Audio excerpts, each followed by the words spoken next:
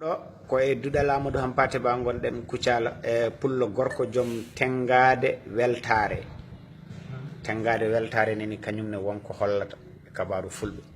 Aywa pullo gorko nayejo joom tengade tinnare e salamburu makko neni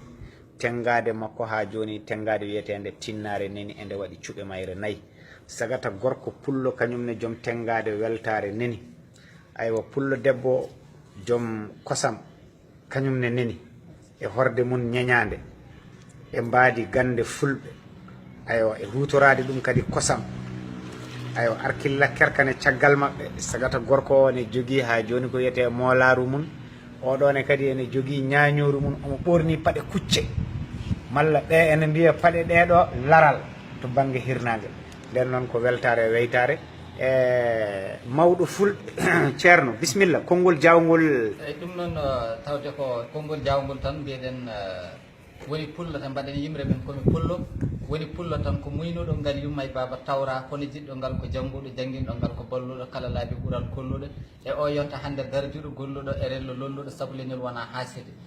parnoriɗo ko jungguɗo kala pine gande kolluɗo hayso wona jangguɗo coyneɗa pullo ganda noddire pullo noto taw fulɓe ñohe jaabo taw fulɓe piye ɓooro agaɓe bayli kamenayyi e julankoɓe dare men fulɓe fo ina ceedi inde kane yangue kewmen kono ñalɗi pine guure men so guindiyankoɓe noddi sooɓe garani ɓe gaddani hayso ngakkani tekmat ɓen kewani jangguɓe kono ɓe keedani caggal gande danawal e ɓalawal foddu nde jamre pengal aɓe gandi ko leɗɗe cafrat aɓe piros naggue huuni eɓe sifo kode kammu si ha jamma jengguingal gandal mama tawra junan ko fulɓe heddi on jarama.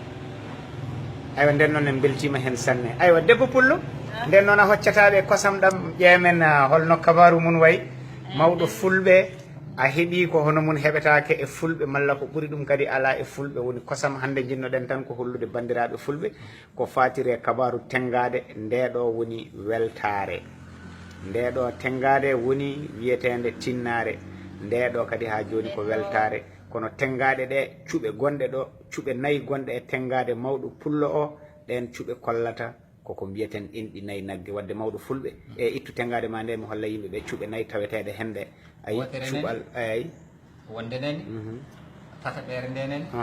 nayaɓere nden ani aywa ɗum ɗo ko kutorɗe ɗe joguiɗen ɗo e nder duɗal men duɗal Amadou Hampate Ba en jiiɗa daña ko anni men ɗo ko fatiri e pine men ɗum noon waɗi en codanɗe moften moɓen e kala ko fatiri e ko men tawa eɗen mbawa hollude wadde on jarama bandiraɓe fulɓe e heeɗiɓe ɗum ɗo malla daroyoɓe ɗeɗo nate on jarama e joom moola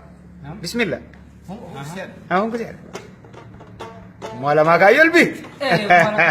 mola ka suuf